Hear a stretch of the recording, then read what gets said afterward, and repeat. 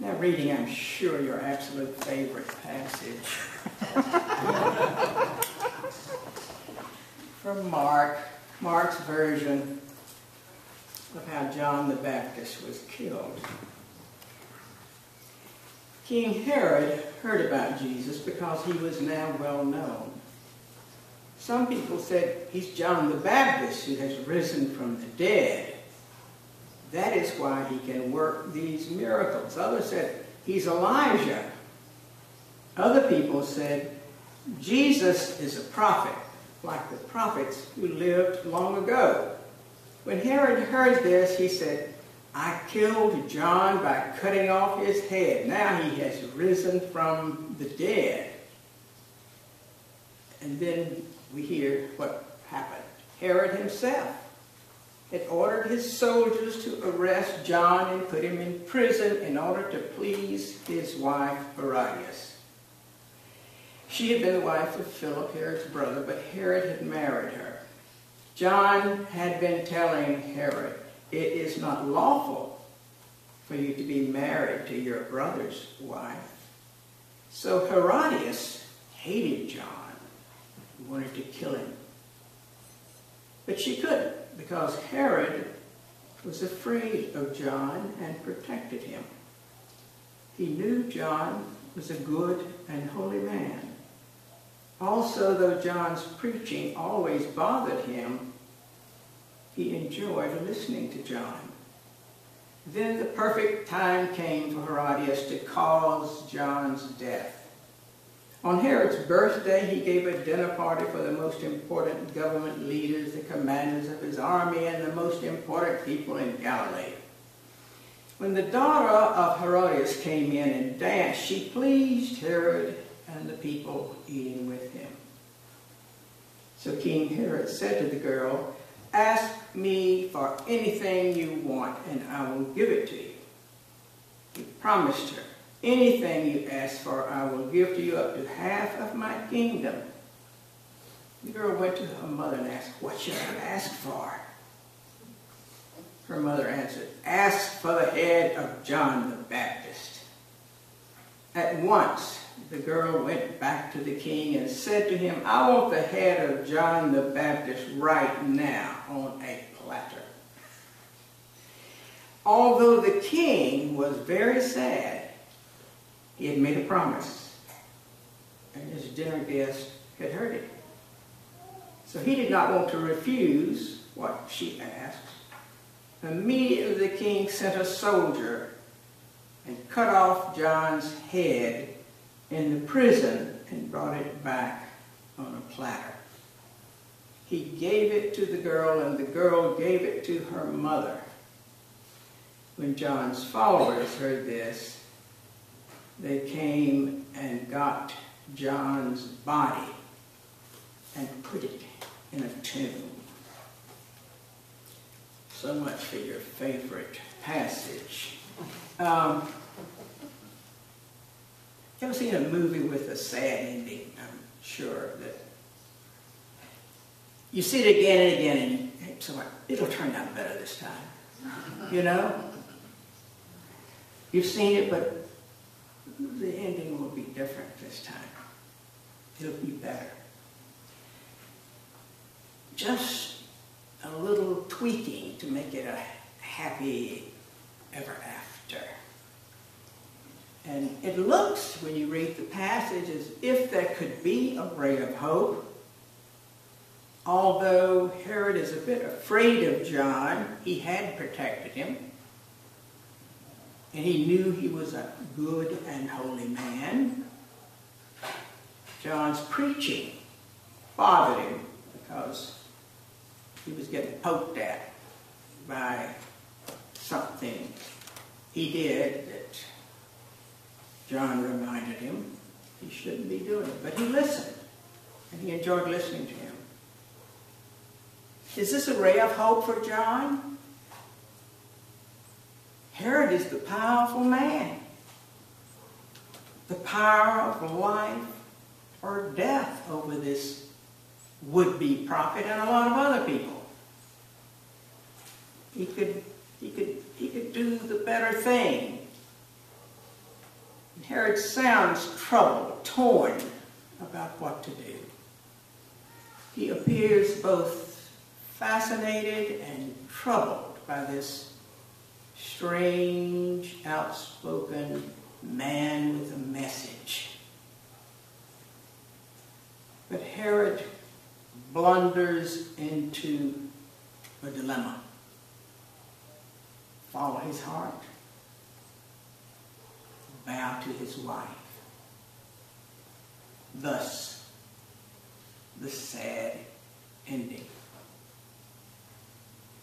Well, you can imagine, perhaps, reading this and looking at what's happening to us today and following the suggestion of my Old Testament professor who said you should read the Bible with the Bible in one hand and the New York Times in the other.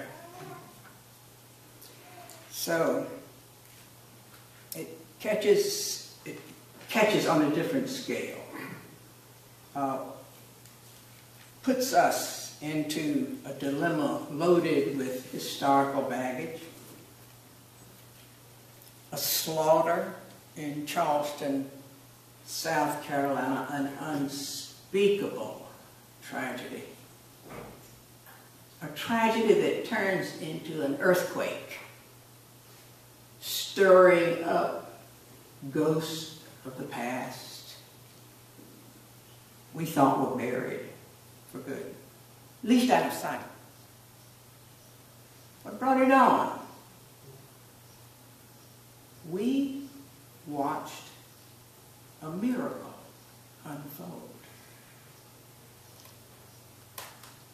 Kicked into high gear, you might say, by the graceful acts of those we thought had buried the past, or we thought so. We thought it was all done. But then this grace, this overwhelming grace that is greater than the earthquake,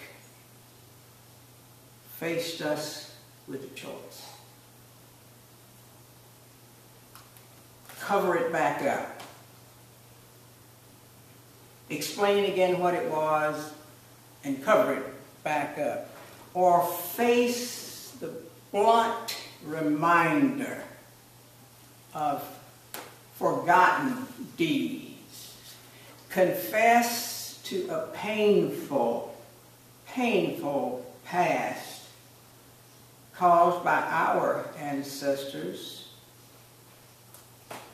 Cease defending them, a people pulled in different directions, and we saw it played out on the TV. Some pulled one way, some pulled another, and some people who had long been in the past slowly becoming aware of and waking up to the present, which was a marvelous thing to observe. A brilliant light, really a brilliant light on the meaning of faith. And the role of the community in that faith. Not the, I don't need anybody but my own faith alone, but the community that this group, this church, this black church had built was an incredibly strong and faithful community, strong enough to allow them to be graceful. Should we confront it? Will we let it confront us? Should we just figure out some way to avoid it? Should we silence these prophets who've come out of our past and are now facing us? You, of course, remember one of those first ones, Martin Luther King Jr., called a prophet by many, a troublemaker by many more, and whose walk and whose talk faced us with another kind of earthquake. I'm sure I've told you before that I was at the March on Washington in '63, way back behind the reflection pool. And that was when Dr. King gave his I Have a Dream speech, and I looked around and thought, and they were trying to get the Civil Rights Bill to be accepted by President Kennedy, and on some of this, surely these folk don't think they will really get anywhere, but the display, the desire was just overwhelming. Just overwhelming. And many times I have moved in my mind from being there to watching President Obama in the position he's in a building, no doubt, partially built by folks of his color, partially built and beautifully built. Of course, in the responses, as you know, for those who were disturbed, they were very offended. All these, we felt invaded, they said, by these folks that were coming in here and trying to rattle us from our comfort. And you remember we used to sing this phrase, I am from the South. In Dixieland, I'll take my stand. Dixieland. I never knew the meaning of that. You know, it was another song we sang. And we often don't see what this means from another side, as we have learned. And one of the TV interviewers was talking with this nice, sweet little woman who was operating one of these little museums or showpiece of the Confederacy, and very smilingly said, well, you know, you're supposed to treat the slave well. He's a much better slave if he was a happy man. She really said that in this day and time. And the South especially the Southeast, is flooded with these Confederate reenactments. They're going on all the time. A very good friend of mine with whom I was raised,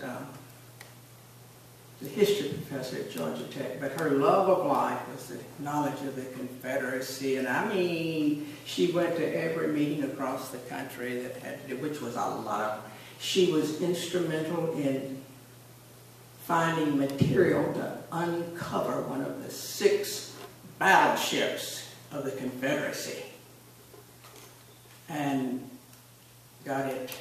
It's now itself a museum right on the Chattahoochee River by Columbus, Georgia, where we were raised.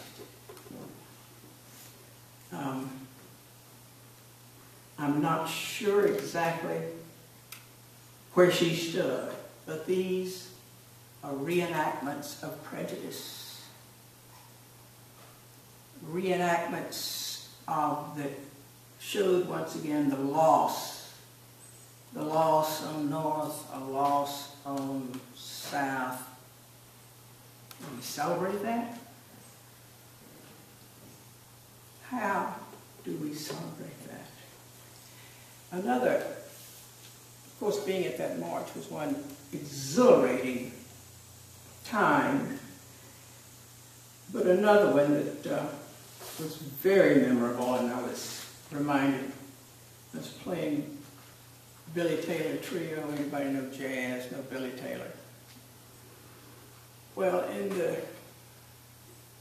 late 1960s, I had returned to Union Seminary for a gathering for a study group kind of thing, going back for a study group.